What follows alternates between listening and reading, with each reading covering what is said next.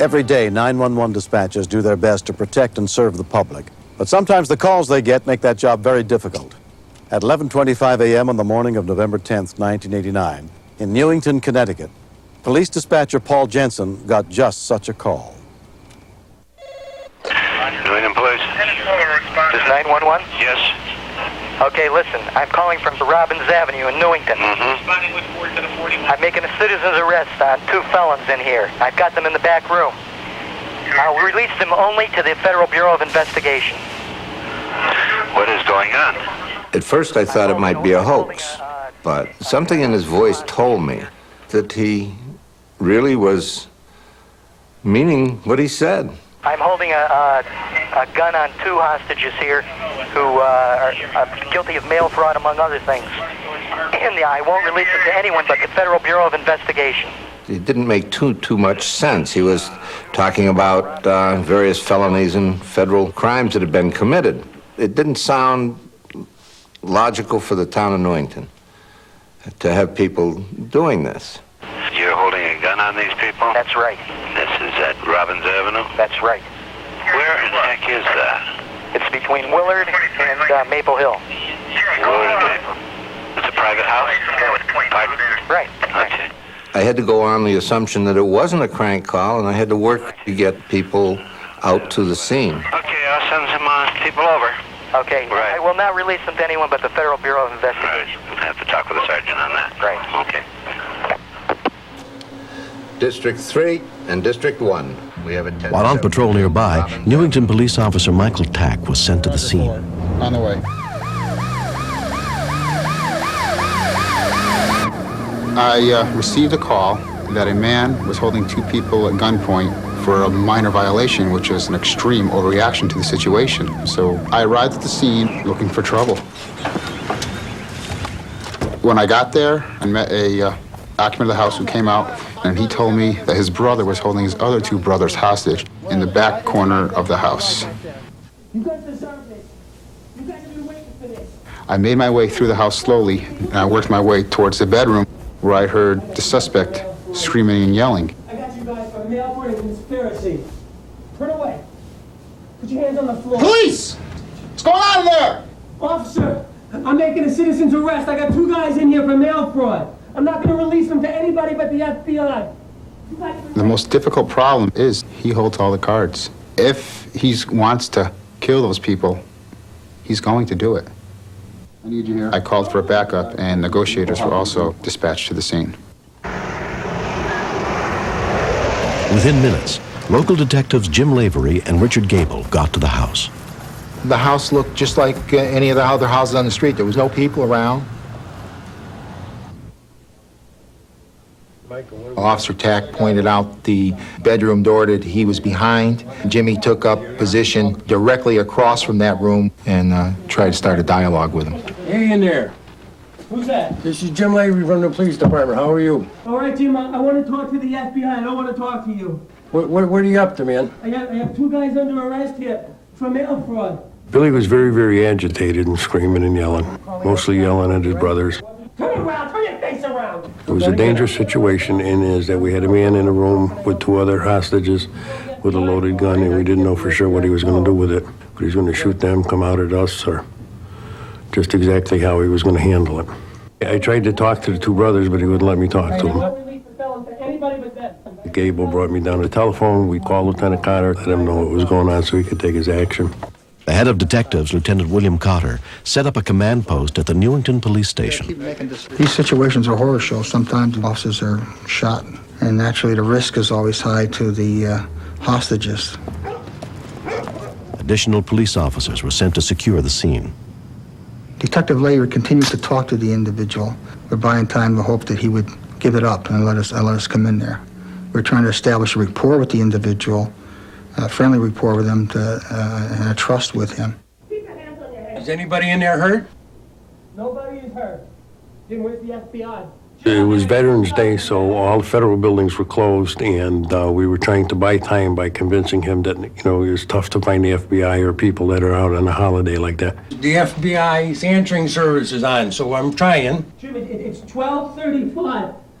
I want somebody here from the Federal Bureau of Investigation by 1 o'clock, or I'm sending one of these guys out in a body bag. Gable noticed that Billy was 10 minutes ahead of all of us. Lieutenant, he just gave us an ultimatum at 1 o'clock. He's going to shoot somebody as well. As soon as they were given the first ultimatum, Lieutenant Cotter called in the state police SWAT team. But they knew the SWAT team would never get to the house in time. The tactical team unit to be respond to an incident we have in our community. Jimmy, time is ticking away. We're trying as hard as we can, but you got to give me some leeway, man. It's a holiday. Jim, don't play games with me. You got until 1 o'clock, that's all I can give you. Most difficult part of the job is keeping the fella peaceful enough where he doesn't hurt anybody or himself. And everything seemed to be working good, and it looked like we were going to get a shot to get through the deadline. Where's the FBI, Jim? Just take it easy. We'll get him here, no problem at all. I got 2 guys in here for mail fraud. Billy! Billy! Billy! What did you do? He was in the middle of a sentence to me. It was like the second hammer by the 12, and he just popped him. I thought that that was the end, that he was going to finish both brothers within the room and possibly even do himself. I got one in the head. I'm gonna get that one in the head next time, Jim. Billy, you be quiet. I want to talk to who you shot. Are you all right? Yeah, Where did you get shot? in the hand. All right, Billy, I want you to bandage his hand for him. He wrapped a bandage of some sort around Ned's wrist. Ned said he was going to bleed to death if he didn't tighten it a little bit more. Are you doing it? Yes. Huh? Yes. We thought about going into the room, but we felt that if we had gone in at that time, he would have shot both of them again. Jim, I shot one in the head. The next one I'm shooting in the head. He told us that there was going to be another shooting, that he was going to soon set another time for another shooting because it didn't seem like we were serious in what we were doing. While negotiations continued, down at the station, the gunman's other brother was questioned by the SWAT commander. Doors swing this way. Brian was helpful to us in that he was able to give us the layout of the house, give us some indication what kind of a handgun he had, and what the bedroom was, what the furniture was in the room. Where's Brian? It's down at headquarters. I want to talk to Brian. Billy wanted Brian brought right back to the house. It took a while because they were still trying to debrief him at headquarters. When we finally got him there, Brian was very, very, very nervous. You all right, Brian? So he would ask him a simple question, and Brian would just kind of stand there and panic and not know what to say. So Dick would have to whisper the answer to him. Hey, Brian, you got a cookbook out there? Yeah, Billy, yeah. Well, look up roast pork. He was asking him if he had a cookbook so that he could cook the roast pork, meaning the 2 brothers that were in there on Sunday when he got done killing them. You know, all kind of really off-the-wall stuff. As time went on, he asked less and less for Brian, and we started to phase Brian out as much as possible because Brian was very, very emotional. We're doing I everything shot we one in the can for hand. I'm going to shoot one in the head. At 2:30, he gave us the deadline. You got until 3 o'clock. 3 o'clock, one gets shot in the head. I never felt in my mind ever that he wasn't going to fire, that he wasn't going to shoot. Less than 20 minutes were left before the second deadline, but the SWAT team was still being briefed at the command post. There's a briefcase in my bedroom. Maybe about 2:45. He said that he had a briefcase in his room, and he wanted us to get the briefcase and slide things under the door to him. He said the FBI would want to see these particular papers. Those were important to make his case against his brothers. Here it is now, Billy.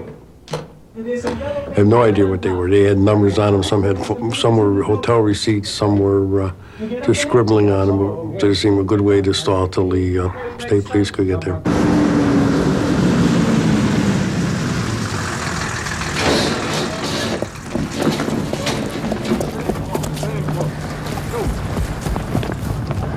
No. There's one more I think I'm missing. There was no communication between the hostages and us. And we didn't have any idea at that particular time if they were alive or dead. You got a lot of white pieces of paper. Tell me what's on it. Closing in on 3 o'clock, Jim. The SWAT commander came in. He said that his men were deploying at that time and that we had 10 minutes till the deadline. And that's when I explained to him that we didn't have 10 minutes. We probably had a minute left because Bill was operating 10 minutes fast and 10 minutes faster than everyone else. The state police negotiator walked down the hallway and handed me a note. As I was reading the note, I was passing things under the door to him that he wanted. Billy, you got that? Diversion! Get Get down! Get down! Get down! Get down! Don't move! Don't move! We didn't know who was who. We were looking for blood to see who was shot and who wasn't. Okay, come on. I'm okay. It's all right. The officers took the only brother who wasn't shot into custody. Paramedics were then allowed to treat the wounded brothers, both of whom were shot in the hand. Nice and easy, nice and easy. Get his feet up in the air. Get him on some O2 and give me a set of vitals. Is this the only wound he has? When it's over, you're completely exhausted. You have no recall, really, of what you did. You really have a difficult time remembering what you talked about. I consider both hostages very lucky. Very, very lucky. I don't think it would have ended with the FBI. I think he was bound and determined. He was unstable enough at the time to do what he was going to do.